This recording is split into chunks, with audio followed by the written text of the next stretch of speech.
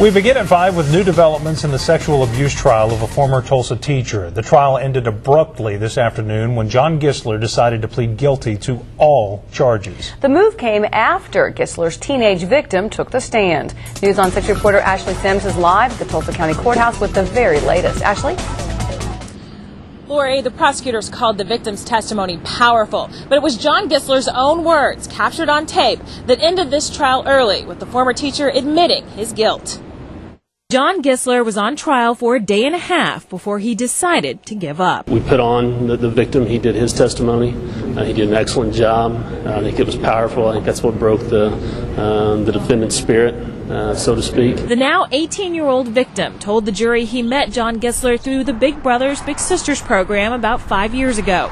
He calmly and methodically described how what started out as a talk about puberty grew into increasing amounts of sexual contact. Someone who was supposed to help look after him, mentor to him, instead he took advantage of him for his own sexual desires and gratification. The teenager says he started using drugs and was placed in the Tulsa Boys' Home. It was there in a group therapy session that he revealed that he'd been molested by Gisler for nearly 3 years.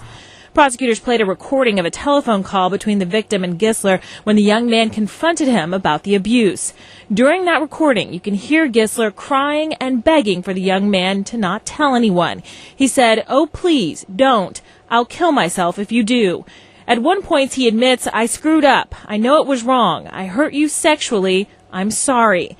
The victim, who stayed calm on the witness stand, was very emotional during the recording. You could hear his voice rise up with power and saying that, you're a sick, sadistic man and you took away my childhood.